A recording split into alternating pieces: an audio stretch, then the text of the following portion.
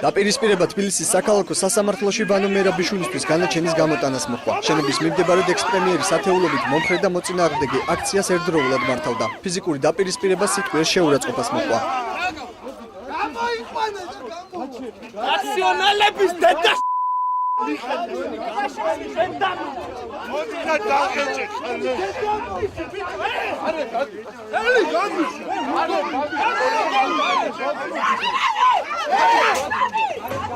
აქციის მონაწილეები სამართალ დამცავებმა ცოცხალი ჯაჭვით გამიჯნეს, თუმცა ამან სიტუაცია ვერ განმოხდა. პოლიციამ ადმინისტრაციული სამართალდარღვევისთვის აქციის 8 მონაწილე დააკავა.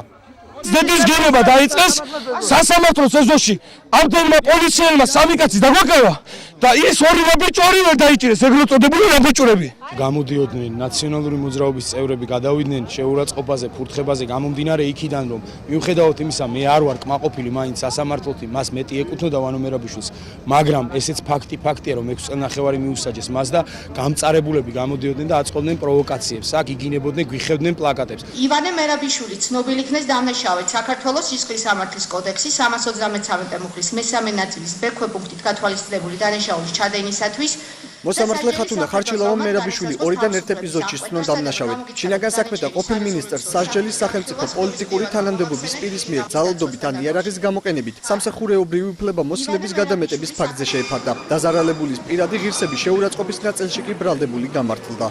სასამართლომ საქმის არსებითი განხილვისას გამოკვლეული მტკიცებულებების საფუძველზე ივანე მერაბიშვილი დამნაშავედ ცნო სახელმწიფო პოლიტიკური თანამდებობის პირის მიერ უფლებამოსილების გადამეტებაში, რამაც ფიზიკური პირის უფლებისა და სახელმწიფოს კანონიერი ინტერესების არსებითი დარღვევა გამოიწვია. განაჩენი შეიძლება გასაჩივრდეს გამოცხადებიდან 1 თვის ვადაში თბილისის სააპელაციო სასამართლოს სისხლის სამართლის საქმეთა პალატაში. 2011 წლის 26 მაისის მიტინგის დაშლის უკანონო ბრძანების გაცემის გამო შინაგან საქმეთა ყოფილ მინისტრს სასჯელის ზომა თავისუფლების აღკვეთა 6 წლის ვადით შეეფარდა. თუმცა 2012 წლის 28 დეკემბრის ამნისტიის შესახებ კანონის საფუძველზე მერაბიშვილს სასჯელი 1/4-ით შეუმცირდა და საბოლოოდ 4 წლითა და 6 თვის ვადით თავისუფლების აღკვეთა განისაზღვრა.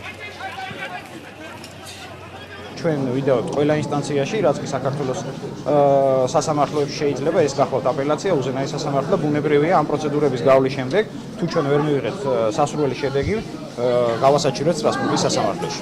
აღნიშნული განაჩენი ეკუთვნის იმ ასობით რიგით ქართველს, რომელმაც 26 მაისს საკუთარ თავზე იწვნია პოლიციის მიერ გამოყენებული ძალადობა. მერაბიშვილს ეგრეთ წოდებულ დასაქმების საქმეზე თავისუფლების 5 წლით აღკვეთა აქვს შეფარდებული, რომელიც გასაჩივრებასაც განაჩენის ჩაბარების შემდეგ დაცვის მხარის სააპელაციო სასამართლოში გეგმავს. მას შემდეგ კი რაც ორივე საქმე საქართველოში არსებულ ყველა ინსტანციას მოივლის ყოფილ პრემიერს სასჯელის ვადის საბოლოო რაოდენობა განისაზღვრება. სასჯელობის სისტემა მიმართავს სასამართლოს, რომ მოსამართლე მიმსჯელოს განაჩენთა ერთობლიობით სასჯელთა შეკრებაზე. შესაძლებელია სამი ვარიანტი. ერთი რომ მოხდეს მკაცრი სასჯელით მსუბუქის შთანთქმა, მეორე ნაწილობრივ შეიკრიბოს სასჯელები, ან სრულად შეიკრიბოს სასჯელები. ამ მომენტისთვის მერაბიშვილის საქმის ჯილი 5 წელი და დამატებით მის ჯილი 4 წელი და 6 თვე. სულ 9 წელი და 6 თვე. პროკურატურა აცხადებს, რომ 2011 წლის 26 მაისს მიტინგის დაშლისას არაპროპორციული ძალის გამოყენება შინაგან საქმეთა მაშინდელი მინისტრის ბრძანების საფუძველზე მოხდა. საქმეზე 22 სასამართლოს სხდომა გაიმართა. ამ ხნის განმავლობაში ბრალდების 450 მოწმედან 74, ხოლო დაცვის 20-დან 9 დაიკითხა.